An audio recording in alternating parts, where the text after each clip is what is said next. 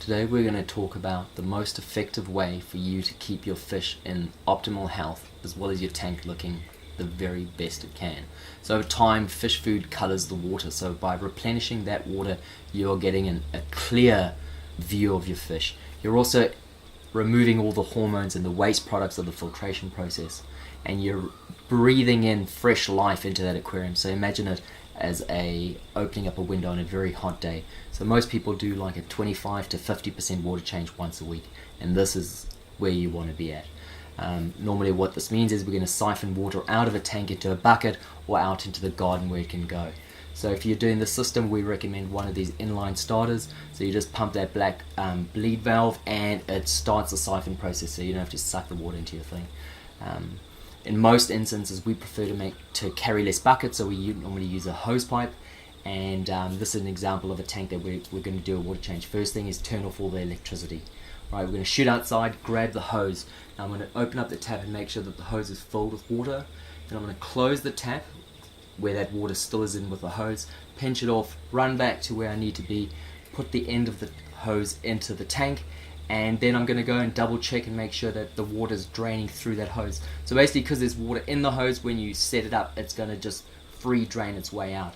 So what I'm going to do is drain this tank down to 25% mark, so you see that's done.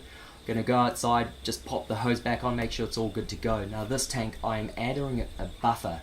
So I really feel that you need to add a buffer to the water to raise the pH, the GH and the KH. This tank is really well designed. It's got a water source right there, so you just open up the tap, and now what I'm going to do is open up that tap so that we've got water coming into the tank, and you see I've got a glass jar with my buffer in. Now I'm just going to shake that and consistently add it. Now I think it's really important, especially an example, this tank doesn't have a drain on it, to make sure that you stay there the entire time while you're filling the tank. There is nothing so easy as to take a phone call, run away, go do something, and something happens and you forget that your tank's filling. So I stand here, and one of the chores I do is obviously observing the fish, but I also just shake out my buffer. So this is a concoction that we make, and it raises the alkalinity and the pH of the water. So very, very important.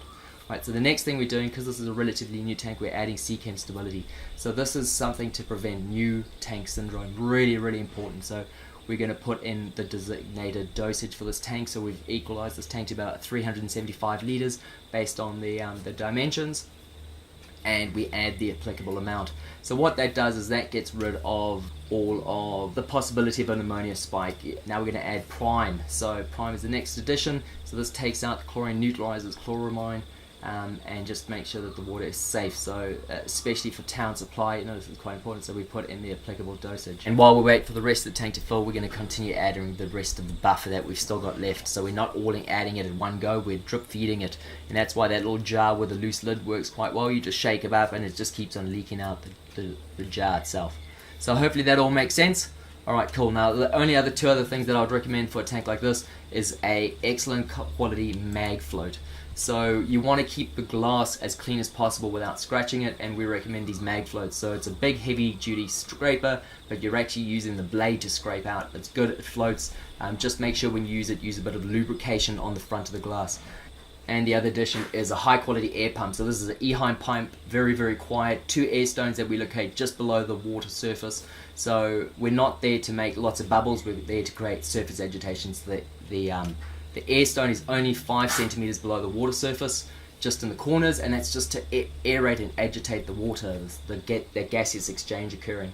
And this puts less pressure on the pump, which means you get more output. Cool, hope you enjoyed this video, hope it all makes sense. Thanks for watching, and this is a great way to look after your fish. Go do a good water change.